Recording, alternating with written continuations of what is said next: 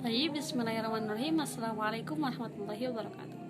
Perkenalkan, nama saya Gina Zakia Mulkan dengan nomor NIM 12 03 00 427. Nah, di sini saya akan mempresentasikan sedikit tentang mengenai sejarah peradaban Islam pada negara India.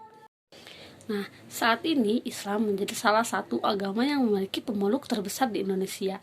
Di India yang mayoritas masyarakat beragama Hindu, Islam merupakan agama dengan jumlah pemeluk terbesar kedua. Pada 2019, umat Islam India berjumlah sekitar 204 juta orang. Hal ini membuat populasi Muslim di Indonesia adalah yang terbesar ketiga di dunia. Nah, sejarah masuknya Islam di India sendiri memiliki beberapa versi. Sebagian sejarawan menyatakan bahwa agama Islam masuk ke India sejak masa pemerintahan Khalifah Umar bin Khattab. Nah, selain itu ada pula yang berpendapat bahwa Islam masuk di India dibawa oleh dinasti Bani Umayyah. Nah, adapun periode Khalifah Umar bin Khattab, para sejarawan Timur Tengah berpendapat bahwa Islam masuk ke India pada abad ke-7, lebih tepatnya pada masa Khalifah Umar bin Khattab. Nah, kala itu Khalifah Umar bin Khattab memerintahkan ekspedisi ke India yang bertujuan menyebarkan agama Islam. Pada tahun 644 setelah Khalifah Umar bin Khattab meninggal, pasukan Islam berhasil menaklukkan Makran di Baluchistan.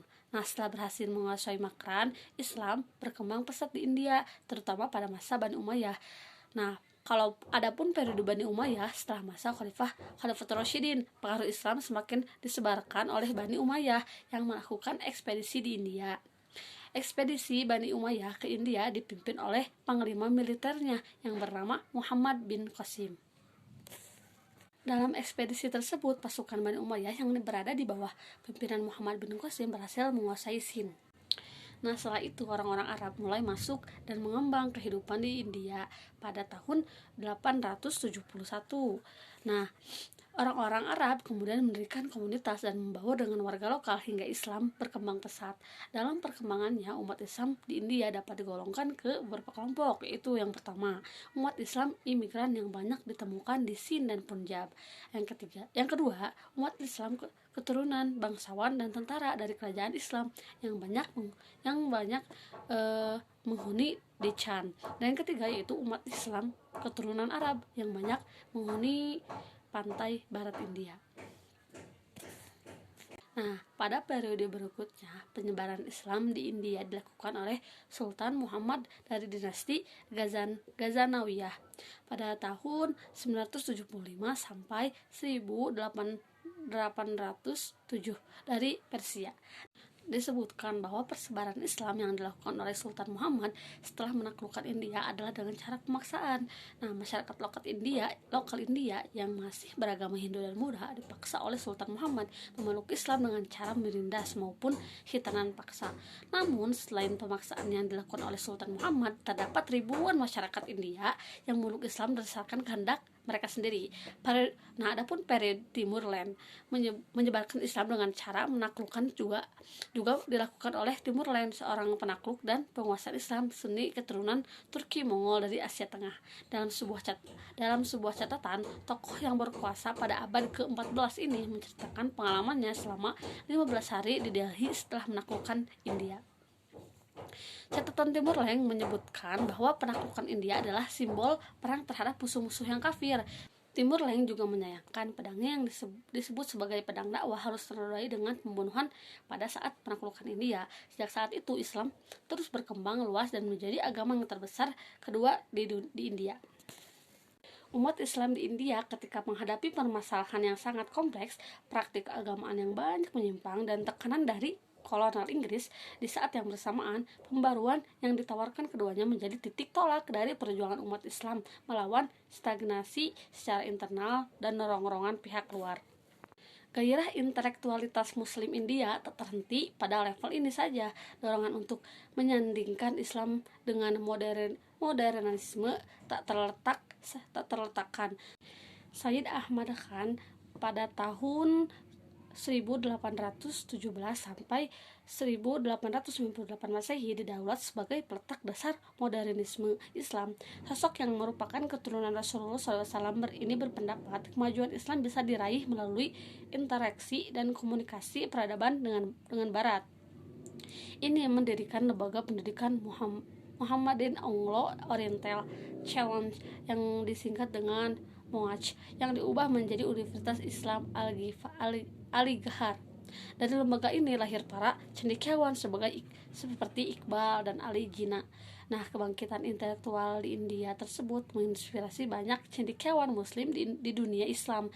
Ada kesamaan latar belakang dan tujuan mulia di sana. Sebagai besar, wilayah Islam tengah diduduki oleh penjajah yang munculnya digesekan keras peradaban Barat dan Timur. Nah, adapun masalah yang dihadapi oleh umat Islam di India yaitu Duta Besar Zamir Akram, mantan wakil tetap Republik Islam Pakistan untuk PBB, mengatakan bahwa meskipun lebih dari 200 juta Muslim tinggal di India, sebuah versi fasisme sedang berlangsung di tengah Hindustan. Jutaan Muslim menderita diskriminasi agama dan ras, pembersihan etnis, kejahatan perang, kejahatan terhadap kemanusiaan, dan bahkan genosida. Dia menjelaskan bahwa pemerintahan Modi telah merayu India atas dasar kebencian dan kecemburuan ketika datang ke Muslim. Duta Besar Zabir mengatakan Muslim menghadapi masalah dengan dalih penyembelihan sapi dan makan daging sapi dan menikahi orang Hindu. Sementara itu, serangan terhadap masjid terus terjadi, termasuk pemaksaan dalam perpindahan agama Islam ke Hindu. Nah, penghapusan nama Muslim dari jalan-jalan, penjualan wanita Muslim di aplikasi seluler, dan seruan terbuka untuk genosida terhadap Muslim telah dinormalisasikan dalam wacana nasional negara itu. Meskipun populasi Muslim terbesar tinggal di Asia, Muslim menderita diskriminasi sosial dan ekonomi di beberapa negara, contohnya seperti di India dan di Myanmar. Nah, meskipun begitu, ada beberapa sikap India ataupun umat Islam yang seharusnya kita tiru supaya lebih sukses. Nah, di antaranya yang pertama, orang India, khususnya India bagian selatan, sangat ramah dengan orang-orang baru dan menganggapnya sebagai tamu. Umumnya masyarakat India di wilayah selatan bisa dikatakan lebih ramah dan mirip orang Indonesia. Orang-orang asing akan benar-benar dihargai oleh penduduk lokal dan benar-benar dianggap sebagai tamu. Jika sudah sangat akrab, tamu akan diundang ke rumahnya dan mereka bangga memperkenalkan kita sebagai keluarganya. Dan yang kedua, orang India dikenal dengan rasa kekeluargaan yang tinggi. Meski sudah berumah tangga, bukan berarti mereka lupa pada orang tua. Jika kamu melihat film atau serial India, tidak heran jika ada suatu keluarganya yang tinggal dalam satu rumah. Yang ketiga, India adalah negara vegetarian terbesar di dunia. Terlepas dari alasannya, kamu bisa jadi lebih sehat dengan alasan ini. Beberapa manfaat dari vegetarian adalah meningkatnya kesehatan tubuh secara menyeluruh, berat tubuh terkontrol, dan menurunkannya potensi penyakit serius seperti kanker usus besar, diabetes, dan tekanan darah tinggi. Yang keempat yaitu di India, pernikahan dipandang sebagai ikatan seumur hidup. Karena ini, tingkat perceraian di India sangat kecil meskipun masih terdapat tradisi perjodohan dan pernikahan usia anak-anak.